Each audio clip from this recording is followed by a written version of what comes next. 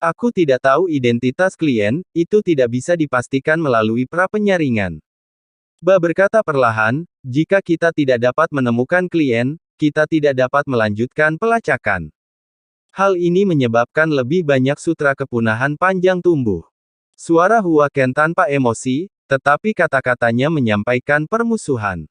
8. Jaga dirimu baik-baik. Jika, karena kamu, sutra kepunahan panjang tumbuh lebih merajalela, mengganggu tatanan yang kacau, maka itu bukanlah sesuatu yang dapat dijelaskan hanya dengan hadiah yang terlalu tinggi. Setelah jeda singkat, Ba sepertinya menyadari kekasarannya sendiri dan kebenaran kata-katanya. Aku akan mengingat ini dan tidak akan pernah melakukannya lagi. 8. Kamu tidak perlu mengakuinya. Jin secara proaktif mengatakan bahwa kita tidak boleh menyalahkannya. Kata-kata lebih lanjut tidak berguna, bahkan jika dia tidak memalsukannya, itu tidak akan mengubah seluruh situasi. Dewa Bangau kemudian melangkah maju untuk menyelesaikan konflik. Apakah ada di antara kalian yang memiliki komisi? Jika tidak, aku harus pergi dulu. Dewa Bangau tampak sangat cemas. Aku buru-buru meninggalkan pertemuan ini. Kapan kau bisa memurnikan pil yang kupesan? Berbicara soal pesanan, dia langsung bertanya pada Xiao Yan tentang waktu sejak pertemuan terakhir.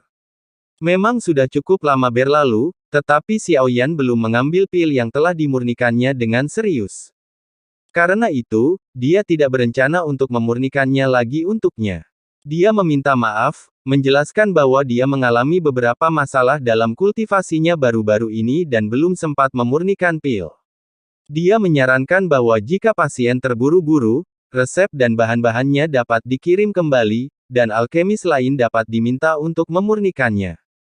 Xiao Yan tidak merasa senang terhadap Hua Ken karena permusuhan halus yang terpancar dari Yin. Meskipun kuat, Xiao Yan tidak takut menghadapi lawan yang kuat seperti Hua Ken. Menunjukkan rasa takut akan merugikan. Saat ini, tampaknya meskipun Hua Ken mengetahui identitas Xiao Yan dan telah diam-diam menyelidiki kekuatannya, dia masih tidak berani membuat penilaian yang akurat. Lagi pula, itu adalah yang mulia, dan orang bisa melihat sikap Hua Ken terhadap Xiao Yan.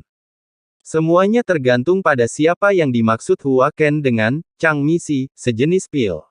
Tidak perlu itu. Aku tidak terburu-buru dengan pesanan ini, kau bisa memurnikannya untukku nanti jika kau punya waktu. Hua Ken tidak marah.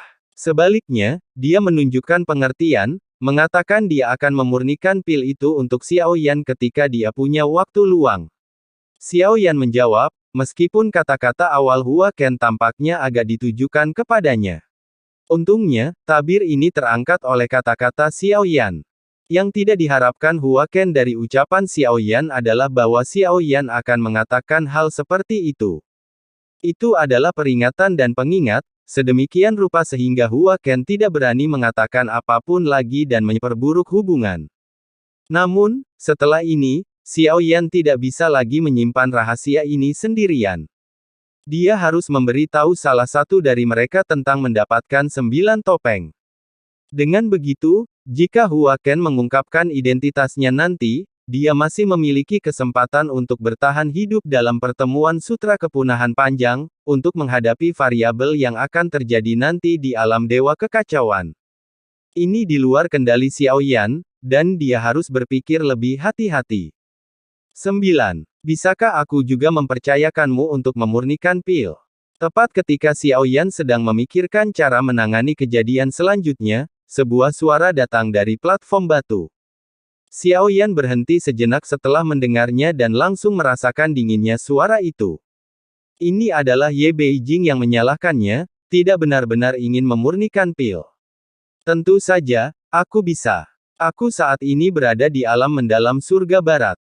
Temui aku. Xiao Yan berpikir sejenak dan kemudian mengatakan ini. Kalimat ini memiliki banyak makna. Pertama, kalimat ini menunjukkan posisinya. Kedua, kalimat ini juga merupakan permintaan maaf kepada Ye Beijing. Xiao Yan tentu memiliki rencananya sendiri. Situasinya jauh dari optimis. Setelah memasuki alam mistik surga barat, bunga peoni yin yang memicu fluktuasi yang tak terduga, benar-benar melampaui harapan Xiao Yan dan Dewa Bangau. Situasi saat ini, dengan tekanan yang tidak diketahui dan rasa krisis dari para pengejar, membuatnya dipenuhi firasat buruk. Jika Ye Beijing bisa datang, itu akan memberikan lapisan perlindungan tambahan. Lebih jauh lagi, selama konferensi kekacauan ia dapat menunjukkan kedekatannya dengan Xi. Bahkan, jika Hua Ken sedikit cerdas, dia pasti sudah mengamati hal ini. Selama konferensi kekacauan, sejak kedatangan Xiao Yan, seiring perkembangan hubungan, tampaknya semua orang lebih cenderung berpihak padanya dan telah berteman dengannya. Jika Anda tidak memiliki permintaan lain. Pertemuan berakhir di situ, dan setelah beberapa saat hening, suara Yi akhirnya terdengar. Setelah itu, sosok-sosok di peron pergi satu persatu, tetapi Xiao Yan tetap tinggal. Namun, selain dia, Xi dan Liu masih ada. Xi dan Liu, kalian boleh pergi sekarang, kata suara Yi, langsung berbicara kepada mereka berdua, tetapi tidak menyebut Xiao Yan. Giu juga belum pergi, jadi mengapa hanya dia yang boleh pergi? Sebelum suara itu selesai berbicara, sosok itu langsung menghilang begitu disebutkan, jelas telah dikeluarkan secara paksa dari konferensi kekacauan. Liu, sebagai pria yang cerdik, segera menarik diri dari pertemuan. Saya memiliki dua hal yang ingin saya diskusikan, katanya. Pertama, saya mendapatkan gunung ilahi kekacauan primordial di dunia gunung dan laut. Itu dipesan oleh bawahan saya, dan dapat ditukar dengan 100 untaian ki kekacauan. Namun, gunung ini berguna untuk kultivasi, bisakah saya menyimpannya untuk sementara waktu? Tanya Xiao Yan. Tentu saja, jawab Liu, kau dapat menukar gunung ini dengan ki kekacauan kapan saja. Dia tidak bersikeras untuk menyerahkan gunung ilahi kekacauan primordial. Xiao Yan menghela napas lega. Gunung ini cukup berguna. Kedua, ini menyangkut sutra kepunahan panjang. Sebelumnya, aku mendapatkan wajah 7 kehidupan. Aku bertanya-tanya apakah itu disengaja oleh mereka. Itu membawaku ke konferensi sutra kepunahan panjang, di mana aku diberi kode nama 9. Masalah kedua adalah yang terpenting yang ditinggalkan Xiao Yan, kita tidak boleh membiarkan Hua Ken menyerang duluan. Sekarang ada kesempatan, aku harus memberitahunya terlebih dahulu. Aku mengerti masalah ini, kau bisa terus tinggal dan melihat apakah kau bisa mendapatkan informasi yang berguna. Jaga identitas ini tetap tersembunyi, jangan mengungkapkannya dalam pertemuan, dan ingat untuk menjawab Xiao Yan. Kalimat pertama mengejutkan Xiao Yan, dia tidak menyangka Xiao Yan tahu. Mengerti, jawab Xiao Yan, menambahkan bahwa dia bisa pergi jika tidak ada hal lain. Xiao Yan berterima kasih padanya, menarik kesadarannya, dan kembali ke tubuh fisiknya. Dewa Bangau memandang Xiao Yan, yang baru saja perlahan membuka matanya, kilatan yang hampir tak terlihat di matanya. Apakah kau memiliki konflik dengan Hua Ken? Tanya Dewa Bangau. Xiao Yan menggelengkan kepalanya. Aku pernah bertemu dengannya sebelumnya, tapi kami belum pernah berpapasan. Hua Ken dan Yang Mulia mungkin pernah bertarung sebelumnya, tapi itu tidak ada hubungannya denganku sekarang. Menilai dari percakapan kalian, dia mungkin akan mencariku. Kekuatannya mencengangkan, kau harus berhati-hati. Entah menyerah mencari roh 7 warna untuk mengejarnya, atau kembali ke sensi lebih awal mungkin lebih menguntungkan bagimu.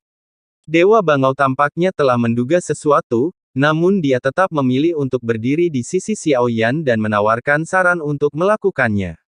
Hua Ken gemar menang tipis di depan umum, yang tidak terlalu kusukai, tetapi kekuatannya tak terbantahkan.